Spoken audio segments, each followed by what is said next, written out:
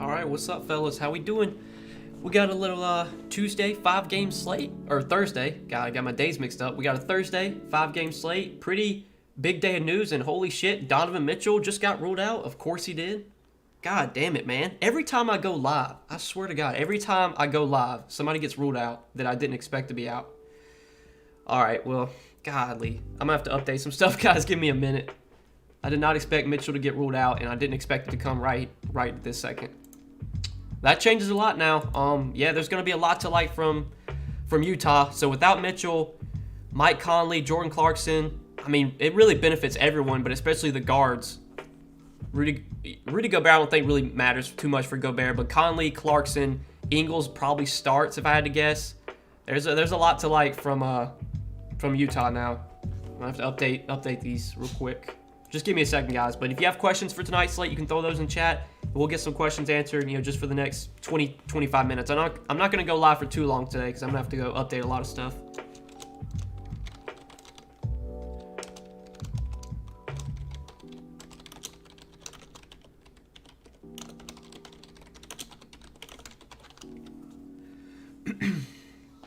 Slate just got crazy, man. Golly. So Donovan Mitchell ruled out, and Josh Richardson got ruled out as well. Royce O'Neal's available to play. I don't think the Richardson one being out really matters, but Donovan Mitchell being out is huge. That's big news. That changes everything. If Ayton ends up starting, who could be a last-minute pivot for Kaminsky? Yeah, that's more news we're waiting on, Bryce. We don't know yet if DeAndre Ayton's playing. He didn't play last game. JaVale McGee started. JaVale McGee played like 19 minutes, but then they started Kaminsky in the second half. So, I'm guessing McGee would start again if he were to be out. If Ayton were to be out, McGee would be a solid value. Kaminsky played a lot too, so Kaminsky would be a strong value as well. I don't think I'm going to play these guys. I think I'm just going to hope that Ayton plays. But if Ayton gets ruled out, you could definitely make some swaps. I would say your best bet, though, if you play Kaminsky, if you have him in the util and then Ayton winds up playing, you could swap to one of the Lakers guys. So without LeBron, you could play Malik Monk, who's only 3,200, who's a really good value if he starts. Because last two games LeBron was out, they started Malik Monk, and he's only 3,200, so he's probably a good swap you can make. The Mitchell news just came out on Underdog NBA. That's who I follow, but Fantasy Labs just tweeted out as well. So Mitchell is out. It's posted now, and that game starts at 7:30. So we don't have too much time. Locks at 7. So it's going to be a quick stream today, guys, but I'm going to try and answer, as many questions as I can. Horford, Capella, or Robert Williams? I would say Horford between those three. If John Collins does get ruled out, though, John Collins is also questionable. That would definitely be a bump for Capella. But for now, I would just take Horford there. Westbrook should be a top stud since Bron's out. Yeah, without LeBron, I think Westbrook and Anthony Davis are my two favorite studs now. I didn't really have much interest in the Lakers, looking at this slate last night, but obviously with NBA, man, stuff changes, and LeBron got ruled out this afternoon, so now Westbrook, AD, I think are really, really good pay-up options.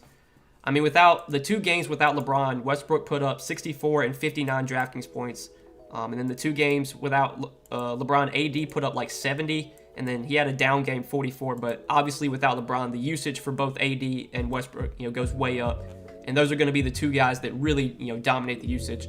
The matchup's good as well. OKC's terrible. I think without LeBron, that makes it more likely OKC can keep it close. So yeah, there's a lot to like from that Lakers game. But there's a lot to like from Utah now as well, without Donovan Mitchell.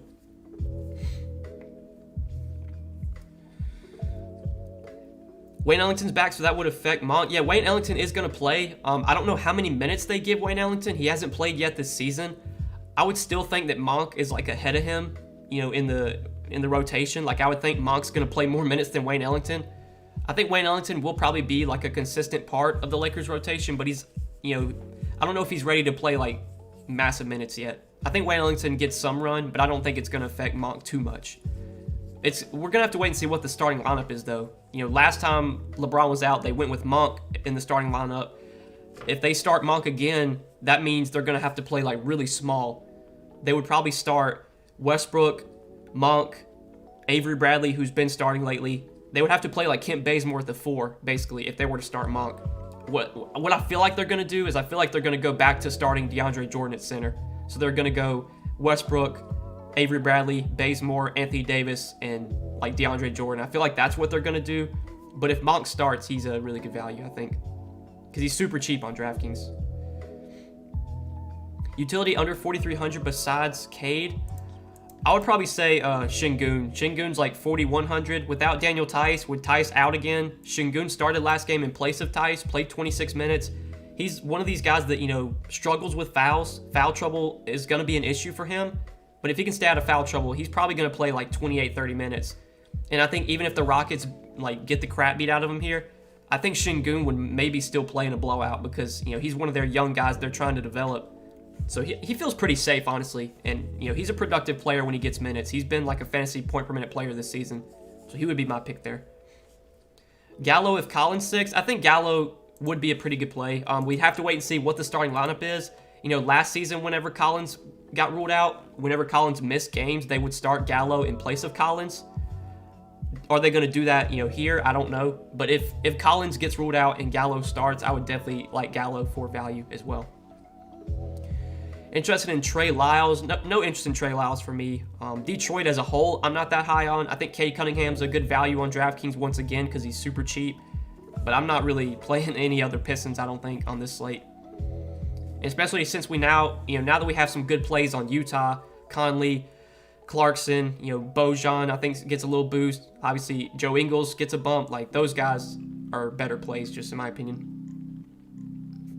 Conley or Porter, I'm probably going to prefer Mike Conley now. I think Mike Conley's a really good option, you know, now that Mitchell's out. Conley over Clarkson, I mean, you could play both, Victor. I think Conley's production will go up without Donovan Mitchell. I think Clarkson will get more minutes as well. I think both their guys, honestly, both their production should increase. You know, their usage should go up. They should be able to have the ball in their hands more. I mean, with how they're priced, with Conley being, you know, only 6'3", with Clarkson being 5'3", I mean, you could definitely play those two guys together. Because I'm sure they're both going to project very well for their salaries, if I had to guess.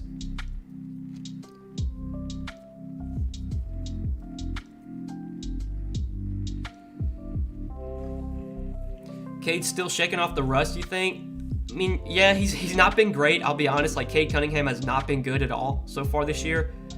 But he's not a 4K player. Like, Cade Cunningham is not going to be 4K the entire season. He's going to be probably a 6K player. We're getting a really good discount on him. I mean, he's way too cheap. He's going to be popular again. So just, you know, in tournaments, if you want to fade, I think you can. But me personally, in my lineup, I'm playing Cade Cunningham, just, you know, full transparency. So on DraftKings, he's one of my favorite values for sure.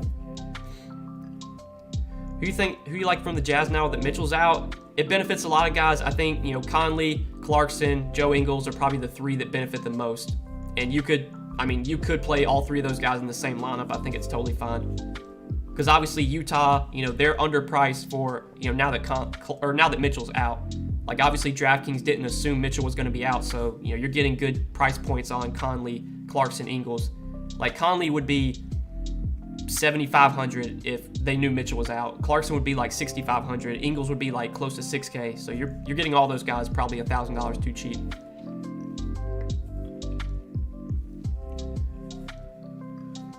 Conley or SGA, those guys are like, they're two totally different price points. I mean, Conley's 6,300, SGA is 8,400. I mean, they're $2,000 apart. If you have the salary, just play SGA. But for the like points per dollar wise, I prefer Conley. What's up with all these injuries every day? They play a game, then they're out. That's the NBA for you, man. I'm not sure if you're new to NBA or not, but yeah, this is just how it is. You know, guys are not going to play every single game of the year. There's going to be guys are going to get ruled out a lot. You know, injuries are going to happen. Just part of it. Ingles or Thibault? I definitely prefer Ingles now with Mitchell out. You like Malik Monk or Thibault? If we knew Malik Monk was starting, I would take him. You know, Thibault played a ton of minutes yesterday, and I think Thibault's going to play a ton of minutes again. You know, he's not a very good point per minute player, but the minutes would be there. I guess go Thibault, but like if I knew Monk was starting, I would rather play Monk. I do like Monk for value. I'm just kind of hoping that Monk starts. He's in my lineup right now. You know, I might make some changes. Obviously, I'm going to have to adjust for this Mitchell stuff. That's why I'm going to have to hop off early just so I can, you know, fix everything. Any interest in the Philly players? I mean, Georges Niang I still do like because I think he plays 25, 30 minutes off the bench, but I'm not going too crazy on Sixers today, especially since Embiid's going to play. You know, I thought if there was a possibility that Embiid were to sit, you know, maybe we could get better plays open up from Philly, but with Embiid expected to play, Niang I like, Thibault I think's okay for value. I think Seth Curry's like a fine option, but I don't think there's any like must from Philly. In my opinion, a lot of the best plays on today's slate are coming from Utah now and the Lakers, obviously without Bron. There's a lot to like there.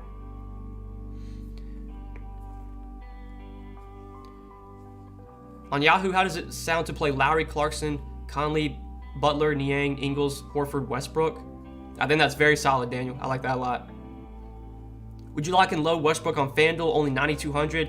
Yeah, I'm not playing on FanDuel today, but that's way too low for Westbrook. So yeah, Westbrook looks like a great play on FanDuel. Well, guys, you're going way over the field on. I'm only playing one lineup, so I'm not really going over the field on anyone, I guess. In NBA, I normally just play one lineup, especially with the late news, with how you have to late swap and stuff. It's just really, it gets hectic if you have to manage like 150 lineups or even 20, 50 lineups. So I just play one lineup in NBA for the most part.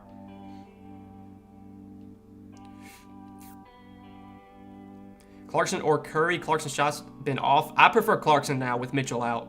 Mitchell being out is a big bump up for Clarkson, so I would prefer Clarkson now. Brody triple-double? Hey, it's pretty likely. I mean, I think he did put a triple-double up last time Bron was out, or maybe it was the other game.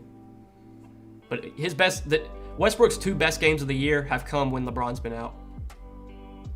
Ingles or Clarkson? I like both, Brandon. If I had to pick one, I think I'd go Clarkson, but I like both. Best utility play, 5,300 and under. It's got to be Clarkson now. Yeah, Clarkson's 5,300, so I would take him now that Mitchell's out. Lowry or Conley? I think I lean Conley now. Now that Mitchell's out, I think I would take Conley there.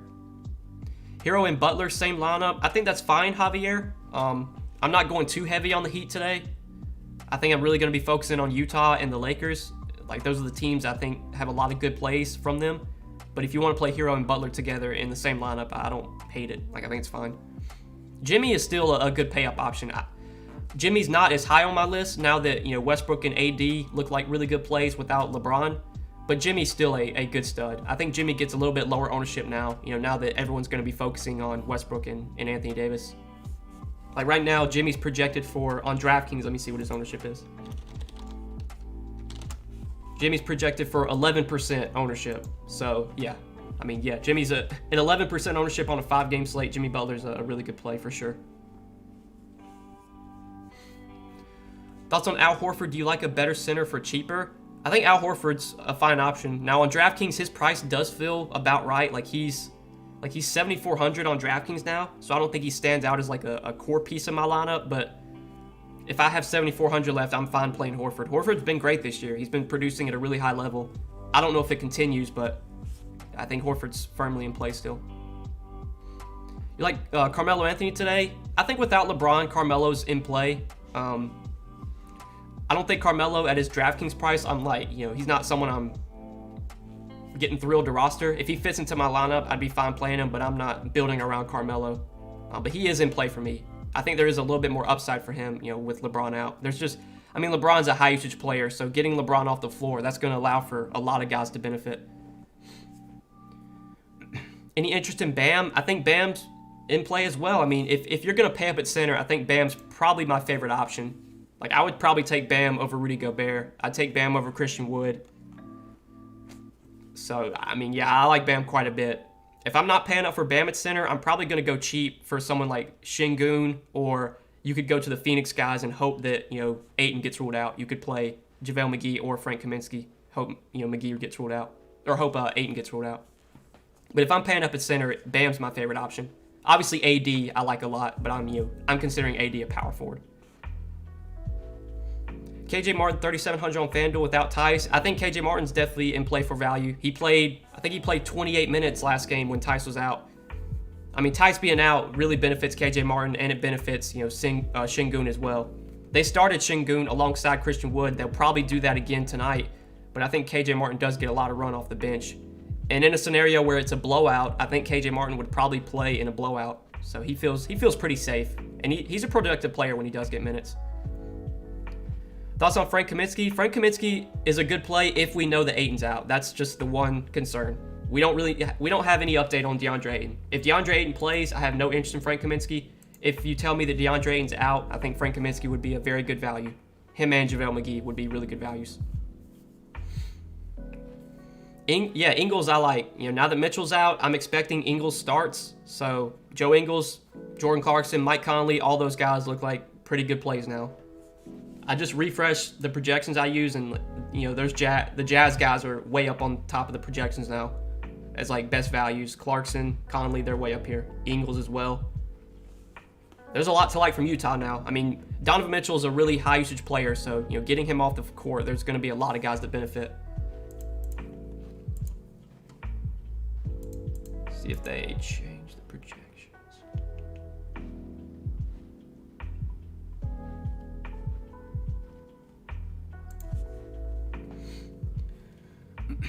Leaving $600 available, okay. I think it's fine, Javier.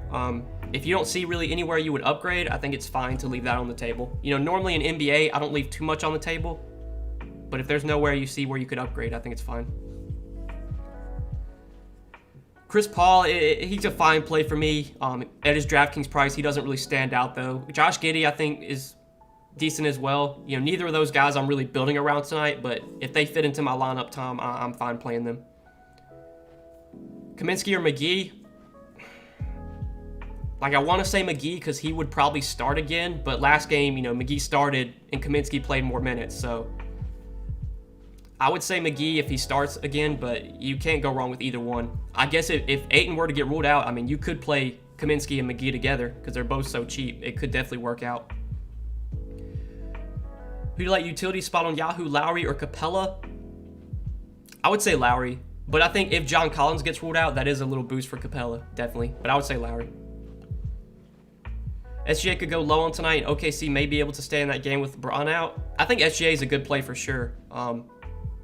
If the Thunder keep the game close, we've seen this year when it's a close game, like when the Thunder are playing in close games, SGA does really well.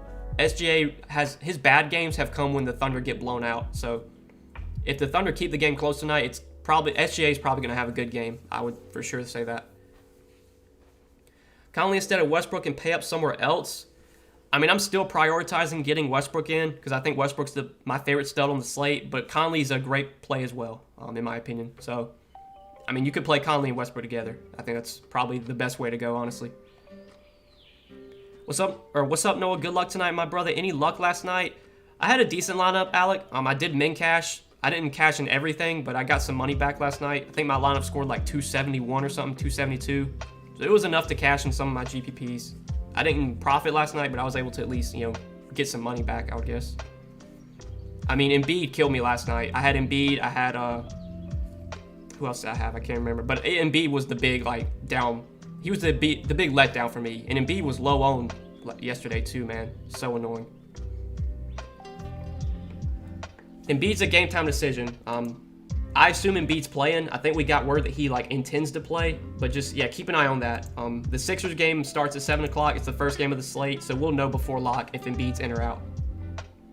Like I said though, there's no standout plays from the Sixers for me. I mean, Georges Niang I still do like, but the Utah guys look really good now that Mitchell's out. The Lakers I like without LeBron. That's kind of where my main focuses are going to be on this slate. All right, guys, I got to do a short stream today. I got to go update my lineups. I got to go update the Patreon content. I appreciate you guys tuning in, man. Hopefully, I was able to answer everyone's questions. I wish you guys the best of luck tonight. And we will see you tomorrow. We'll be back with another stream tomorrow. Good luck tonight, though, guys. Appreciate you being here, man.